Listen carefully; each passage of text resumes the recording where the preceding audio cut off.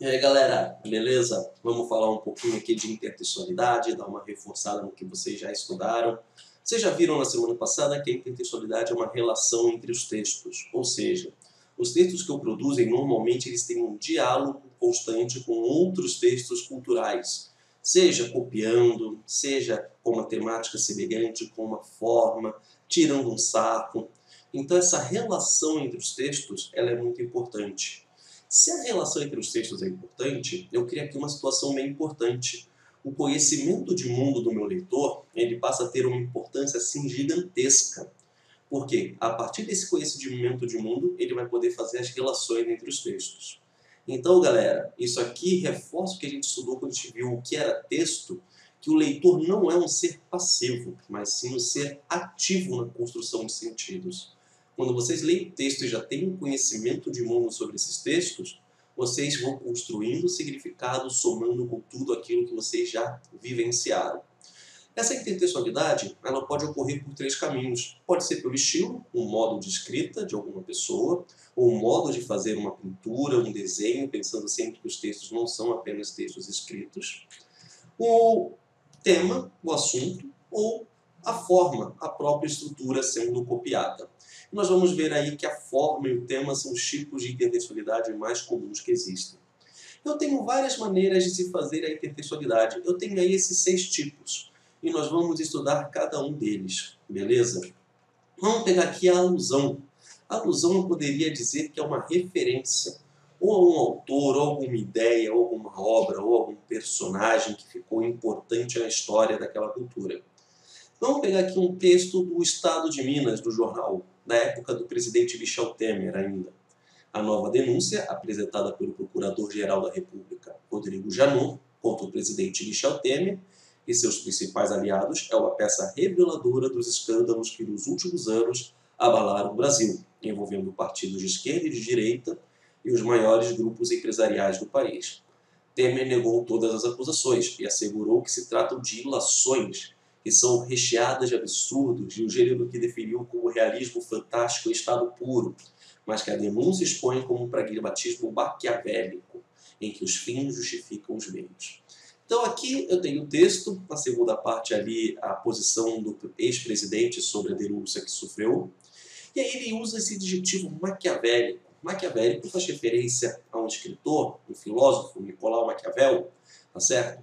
Que é um escritor que ficou famoso por um livro chamado O Príncipe, no qual ele dava dicas para os governantes de como governar, e ele dizia que o governante não necessariamente precisava ser amado, mas ele precisava ser temido, e que ele tinha que fazer o suficiente para que a população temesse, sem se importar com as consequências que aqueles atos teriam para algumas pessoas. E aí ficou famoso o conceito de os fins justificam os meios. Quando ele chama o Rodrigo Janot, o procurador, de maquiavélico, uma pessoa maquiavélica hoje em dia é aquela pessoa astuta, aquela pessoa que não pensa nas consequências, não pensa em ferir os outros para alcançar aquilo que quer. Ele está colocando aí uma ideia pesada. Ele está fazendo uma alusão a um personagem da história que infelizmente não ficou tão bem marcado no seu adjetivo. Um outro exemplo da música Sampa, do Caetano Veloso.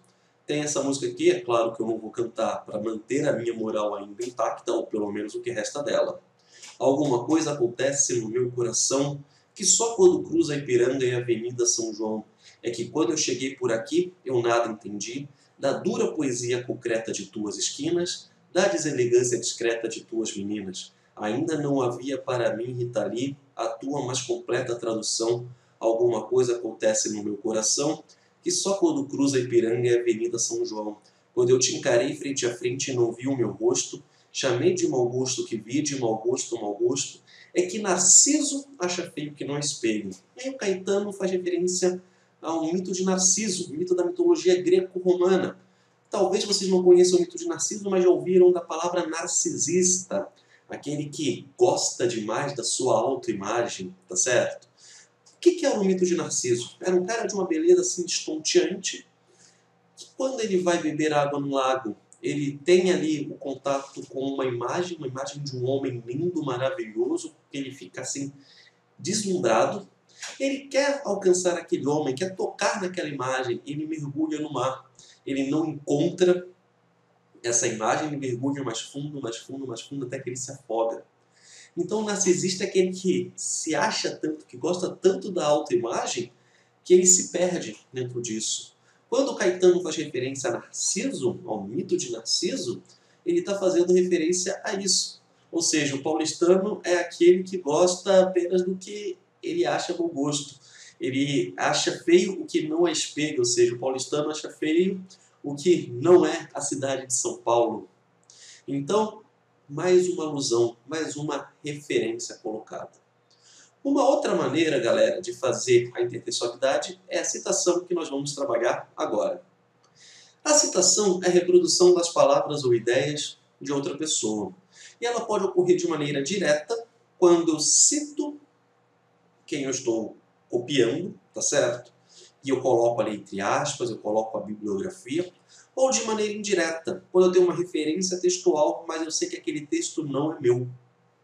Como que se dá? Citação direta, eu peguei um trecho de um trabalho de faculdade, na minha época de aluno, tá certo? E vocês vão verificar que esse trecho aqui, ó, entre aspas e em negrito, destaque só para essa aula, tá bom, gente? No meu trabalho não estava em negrito. Esse trecho aqui, ele foi copiado deste autor, do Antônio Cândido, deste livro, estado, editora, ano e página. Então, quando eu vou copiar literalmente, fazer o uso de um argumento de autoridade, uma frase que corrobora, ou seja, que confirma aquilo que eu estou trabalhando, eu posso usar a citação direta. Detalhe fundamental. Eu não posso simplesmente apagar as aspas e tirar essa referência, porque aí eu estaria fazendo plágio. E plágio é crime. Plágio nada mais, nada menos é do que copiar as palavras dos outros sem fazer referência. Então, se você pegar um trabalho, mesmo que você mude 2, 3 palavras ali, uma resposta, e copiar como se fosse sua, é um plágio, além de ficar sem nota, tá certo? Se o autor do plágio quiser, ele pode dar um processo. Ou seja, ele pode entrar penalmente com uma representação criminal contra você. Porque o plágio é um crime de acordo com o nosso Código Penal. Então é bem perigoso. Então tome muito cuidado na hora de usar textos da internet, de livros, sempre fazendo a referência. A citação indireta, ela pode ocorrer quando eu faço uma referência a um texto anterior, colocando ali as aspas, dizendo que não é meu, mas eu não cito qual é a fonte. Vou pegar um poema clássico que nós vamos estudar ano que vem no Romantismo. Minha terra tem palmeiras, onde canta o sabiá, as aves que aqui gorjeiam, não gorjeiam como lá. Nosso céu tem mais estrelas, nossas várzeas têm mais flores, nossos bosques têm mais vida, nossa vida mais amores. Esses mar sozinho à noite, mais prazer encontro lá. Minha terra tem palmeiras, onde canta o sabiá. É um trechinho do poema do Gonçalves Dias. Mas eu não sei se vocês já viram alguma coisa parecida com essa num texto famoso. Se não repararam, tenho certeza que vocês já cantaram o hino nacional. A segunda parte, aquela que ninguém lembra, tá certo? Aquela que é cortada dos Jogos da Copa do Mundo, inclusive, das Olimpíadas. Mas ela existe. Deitada eternamente em berço esplêndido, ao som do mar e à luz do céu profundo, fulguras, ó Brasil, florão da América, iluminado ao sol do novo mundo. Do que a terra mais garrida, teus risonhos lindos campos têm mais flores. Nossos bosques têm mais vida, nossa vida no teu seio mais amores. Eu aqui nem coloquei os teus risonhos lindos campos, que ele coloca nossas várzeas têm mais flores, mas poderia ser uma referência, mas nossos bosques têm mais vida, cópia, nossa vida mais amores, tá certo? Ele colocou aqui no teu seio. Se você for na página da Presidência do Planalto, tá certo? E procurar hino nacional brasileiro, página oficial, você vai ver que essas aspas existem, não foi colocado pelo Cadu. Por quê? Porque o hino nacional faz referência ao poema mais nacionalista da nossa história, o poema que exalta a nossa natureza. Então aqui eu tenho uma citação. Por quê? Eu tenho a cópia, mas aqui eu não tenho a referência, por isso eu chamo de citação indireta. Beleza, galera? Vamos para mais um tipo aí. Próximo tipo é a paráfrase. A paráfrase é uma palavra oriunda do grego, que quer dizer nada mais do que repetição de uma sentença. É quando eu recrio um texto a partir das minhas palavras. É o que vocês mais fazem no dia a dia. Cuidado! Não é trocar 2, 3, 4 palavrinhas ali e dizer que você colocou com as suas palavras. Não é isso. Paráfrase é o reconstruir totalmente aquele texto, mantendo a ideia central com as minhas palavras. Vou dar um exemplo bem prático. Água mole em pedra dura, tanto bate até que fura. Todo mundo já ouviu esse ditado popular aí. Eu poderia dizer, de uma maneira bonitinha, que é preciso ter persistência, pois se você insistir, conseguirá o que deseja. Ou, não desista de algo, pois sempre que o ser humano persiste em um fim, ele o realiza. Eu peguei a ideia de persistir e da realização, tá certo? Presentes. Eu não usei as palavras que estavam nesse ditado popular, ao contrário, eu coloquei com as minhas palavras esse ditado popular. Então, isso aqui é um exemplo clássico de paráfrase, porque eu passei totalmente para as minhas ideias. Fechou, turma? Próximo caso aí de intertextualidade. Próximo caso é a paródia. Nada mais é do que a subversão, ou seja, eu vou levar para o outro lado, indo para o ridículo, para a ironia, para o tom humorístico. Eu vou dizer que é o tipo de intertextualidade que vocês mais têm contato. Pegar, por exemplo, aqui a foto de um dos álbuns, a foto mais icônica da história da música popular de álbum, que é o Abbey Road dos Beatles, tá certo? Abbey Road era a rua onde ficava ali o estúdio da EMI Music, onde eles gravaram todos os seus álbuns. E ficou famoso porque tem várias teorias da conspiração, da placa do carro, do que o Paul McCartney está sem os sapatos, porque o John Lennon está de branco. Tudo isso gerou várias teorias da conspiração aí durante anos. E eu posso fazer uma releitura com Homer, Marge, Bart e Lisa Simpsons, tá certo? Um dos melhores, se não o maior desenho de todos os tempos. Aqui eu tenho a releitura direitinha, o Fusquinha com a placa, o carro preto, o Bart aqui como o Paul McCartney descalço, o Homer como o John Lennon de roupa branca. Então eu faço uma releitura trazendo um humor. A Mona Lisa, a pintura mais famosa da história, e aí a Mônica Lisa, no ano passado teve até no início do ano, antes da pandemia, uma exposição no SESI da Paulista, da Turma da Mônica, e o Maurício de Souza, ele recriou os vários quadros clássicos com os personagens da Turma da Mônica, várias paródias que foram feitas. Então aqui eu estou destacando a forma, tá certo, do texto.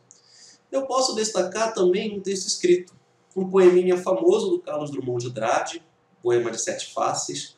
Quando nasci um anjo torto desses que vivem na sombra, disse, vai Carlos, se goste da vida. As casas espiam os homens que correm atrás das mulheres. A tarde talvez fosse azul, não houvesse tanto desejo. O monte passa cheio de pernas, pernas pretas, brancas, amarelas. Para que tanta perna, meu Deus, pergunta meu coração. Porém, meus olhos não perguntam nada. O homem atrás do bigode é sério, simples e forte. Quase não conversa, tem poucos raros amigos. O homem atrás do óculos e do bigode. Meu Deus, por que me abandonaste? Se sabias que não era Deus, se sabias que eu era fraco. Mundo, mundo, vasto mundo, se eu me chamasse Raimundo, seria uma rima, não seria uma solução.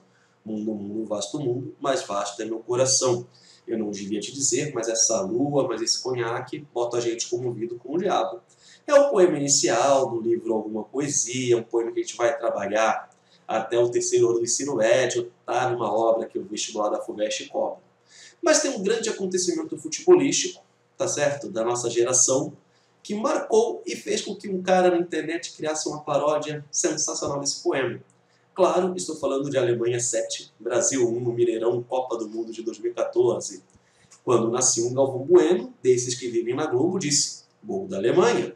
As casas espiam os homens que correm atrás da bola. A tarde talvez fosse azul, não houvesse outro gol da Alemanha. O bonde fica na ponta direita, não faz lance, não arma jogada. Pra que tanto perna de pau? Pergunta meu coração. Porém, meus olhos veem o gol da Alemanha. O Fred por trás do bigode é lento, duro e imóvel. Quase não se mexe, tem poucas, raras companhias. E parado, vê mais um gol da Alemanha. Meu Deus, por que nos abandonaste? Se tu eras brasileiro. E lá vem outro gol da Alemanha. Mundo, mundo, vasto mundo. Se eu me chamasse Holanda, não seria uma rima, mas seria uma solução. Mundo, mundo, vasto mundo, mais um gol da Alemanha. Eu não devia te dizer, mas essa bola e aquelas traves. PQP, outro gol da Alemanha.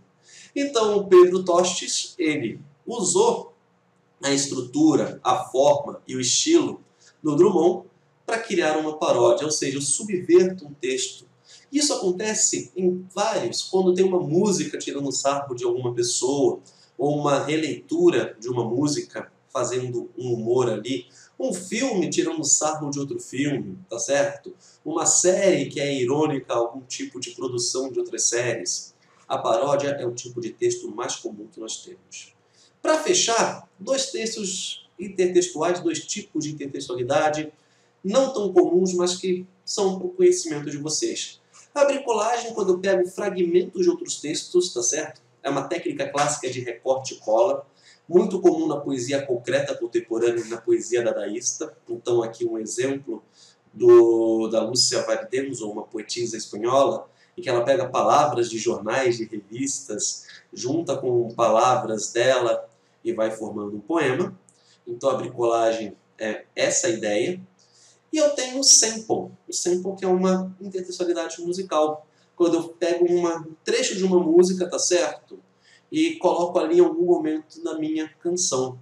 O sample é uma técnica muito utilizada na música eletrônica, na música contemporânea, no rap, tá certo? Para quem gosta, é muito legal. Um exemplo aqui, eu não vou colocar a música, que senão o meu vídeo vai cair, do YouTube, é a música Homem na Estrada, do Racionais MC, que pega ali no começo, o começo é uma referência direta à música Ela Partiu do Tim Maia. Então, a dica, joga aí no Spotify, joga aí no YouTube, Homem na Estrada e Ela Partiu. Vocês vão ver que o começo das duas músicas são as mesmas coisas. Beleza, galera? Fechamos intertextualidade. Beijo na alma. Até a próxima. Fui!